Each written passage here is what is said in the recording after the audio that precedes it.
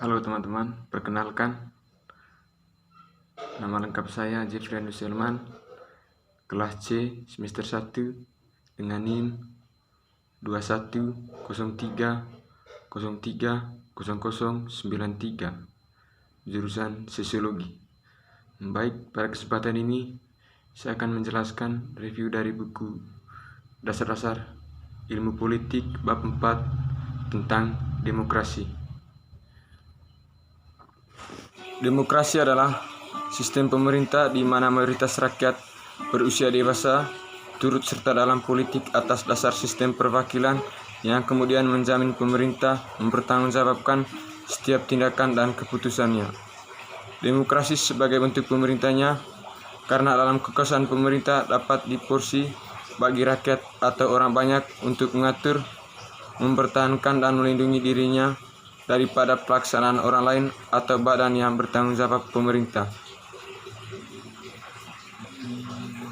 Kekuasaan negara harus dibagi dan dilaksanakan oleh 3 lembaga atau institusi yang berbeda dan terpisah satu sama lain, yaitu pertama, legislatif yang merupakan pemenang kekuasaan untuk membuat undang-undang. Yang kedua, eksekutif yang memiliki kekuasaan dalam melaksanakan undang-undang.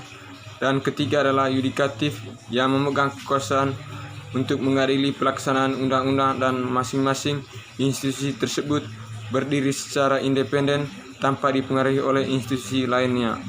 Demokrasi adalah bentuk atau sistem pemerintah yang segenap rakyat turut serta memerintah dengan perantara wakil-wakilnya atau pemerintah rakyat. Demokrasi juga dapat diartikan sebagai gagasan atau pandangan hidup yang mengutamakan persamaan hak dan kewajiban serta perlakuan yang sama bagi semua warga negara. Inti dari demokrasi adalah pemerintah dari rakyat, oleh rakyat, dan untuk rakyat.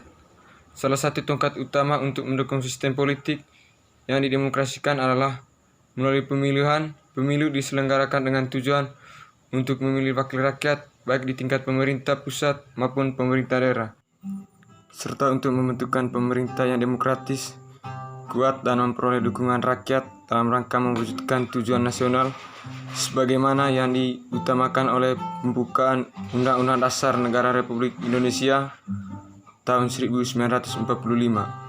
Pemilihan umum dilaksanakan oleh negara Indonesia dalam rangka mewujudkan kedaulatan rakyat sekaligus penerapan prinsip-prinsip atau nilai-nilai demokrasi, meningkatkan kesadaran politik rakyat untuk berpartisipasi aktif dalam pemilihan umum demi terwujudnya cita-cita masyarakat Indonesia yang demokratis. Demokrasi adalah sistem pemerintah di mana mayoritas rakyat berusia dewasa turut serta dalam politik atas dasar sistem perwakilan yang kemudian menjamin pemerintah mempertanggungjawabkan setiap tindakan dan keputusannya. Demokrasi sebagai bentuk pemerintahnya karena dalam kekuasaan pemerintah dapat diporsi bagi rakyat atau orang banyak untuk mengatur, mempertahankan dan melindungi dirinya daripada pelaksanaan orang lain atau badan yang bertanggung jawab pemerintah. Kekuasaan negara harus dibagi dan dilaksanakan oleh 3 lembaga atau institusi yang berbeda dan terpisah satu sama lain, yaitu pertama, legislatif yang merupakan pemenang kekuasaan untuk membuat undang-undang. Yang kedua, eksekutif yang memiliki kekuasaan dalam melaksanakan undang-undang. Dan ketiga adalah yudikatif yang memegang kekuasaan untuk mengadili pelaksanaan undang-undang, dan masing-masing institusi tersebut berdiri secara independen tanpa dipengaruhi oleh institusi lainnya. Prinsip demokrasi adalah kebebasan, karena hanya melalui kebebasanlah setiap warga negara bisa saling berbagi kekuasaan di dalam negaranya. Pada sistem demokrasi, semua orang berhak berpartisipasi, baik terlibat aktif maupun mengontrol kebijakan yang dikeluarkan oleh pemerintah. Selain itu, tentu saja dalam lembaga resmi memerintahkan terdapat pemisahan yang jelas antara unsur eksekutif, legislatif, maupun yudikatif. Sejarah singkat demokrasi di dunia. Gagasan demokrasi sebagai sistem pemerintah berasal dari kebudayaan Yunani. Dengan sistem tersebut, rakyat akan terlibat langsung dalam pengambilan keputusan yang berkaitan dengan keberlangsungan sebuah negara. dengan menentukan kebijakan sesuai dengan keinginan masyarakat. Dalam suatu negara demokrasi diciptakan kepuasan rakyat. Sebuah negara dikatakan telah menerapkan sistem demokrasi jika telah memenuhi ciri-ciri berikut ini. Yang pertama, memiliki perwakilan rakyat. Indonesia memiliki lembaga legislatif bernama Dewan Perwakilan Rakyat atau DPRD yang telah dipilih melalui pemilihan umum, sehingga urusan negara diusahakan dan kedaulatan rakyat kemudian diwakili melalui anggota DPR. 2. Keputusan berlandaskan aspirasi dan kepentingan warga negara. Seluruh keputusan ditetapkan oleh pemerintah berlandaskan kepada aspirasi kepentingan warga negara dan bukan semata-mata kepentingan pribadi atau kelompok. Menerapkan ciri-ciri konstitusional. Hal ini berkaitan dengan kehendak, kepentingan atau kekuasaan rakyat, di mana hal tersebut juga terancam dalam penetapan hukum atau undang-undang hukum yang tercipta pun harus diterapkan dengan seadil-adilnya. Menyelenggarakan pemilihan umum. Pesta rakyat harus diselenggarakan secara berkala hingga kemudian terpilih perwakilan atau pemimpin untuk menjalankan roda pemerintah. Secara umum, tujuan demokrasi adalah menciptakan kehidupan masyarakat yang sejahtera, adil, makmur dengan konsep keadilan, kejujuran, keterbukaan para konsep. Tujuan demokrasi dalam kehidupan bernegara juga dapat meliputi kebebasan berpendapat, berkedaulatan rakyat. Untuk lebih jelas, tujuan berpendapat. Tujuan demokrasi adalah memberi kebebasan dalam mendapat atau berekspresi negara yang menganut sistem pemerintah demokrasi di mana rakyat memiliki kebebasan untuk memberikan pendapat dan masukan aspirasi dan ekspresi. Hal ini menjadi hal yang fundamental bagi negara demokrasi, menjamin hak dasar. Demokrasi parlementer adalah demokrasi yang memberi lebih banyak kekuatan kepada legislatif atau disebut juga dengan demokrasi parlementer. Pihak eksekutif memperoleh hak kekuasaan atas demokrasi hanya dari legislatif, yaitu parlementer.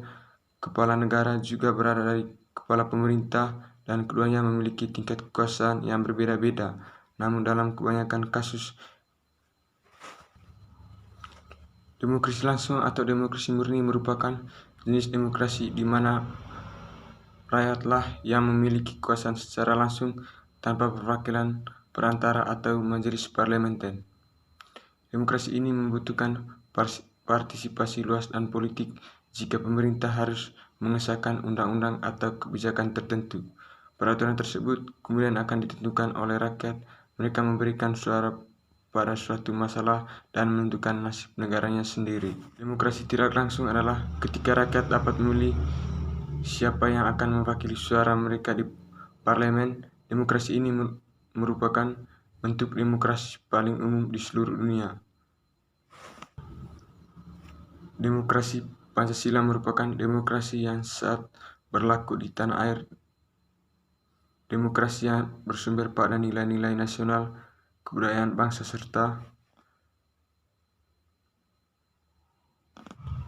negara berdasarkan konstitusi. Pengertian negara demokratis adalah negara yang pemerintah dan warga yang menjadikan konstitusi sebagai dasar penyelenggaraan kehidupan berbangsa dan bernegara. Konstitusi dapat diartikan sebagai undang-undang dasar atau seluruh peraturan hukum yang berlaku di sebuah negara. Sebagai prinsip demokrasi, keberadaan konstitusi sangat penting dalam penyelenggaraan kehidupan bernegara. Konstitusi berfungsi membatasi wewenang penguasa atau pemerintah serta menjamin hak rakyat.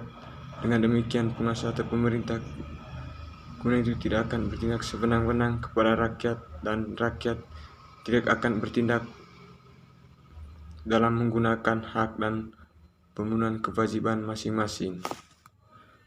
Persamaan kedudukan warga negara di depan hukum akan memunculkan wibawa hukum. Setiap warga negara di depan hukum merupakan instrumen untuk menegakkan kebenaran dan keadilan.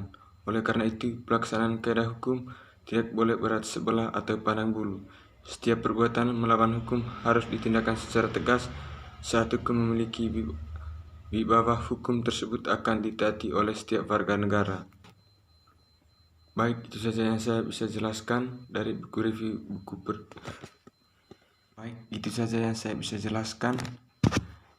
dari buku Dasar-Dasar Ilmu Politik bab 4 tentang demokrasi. Sekian dan terima kasih.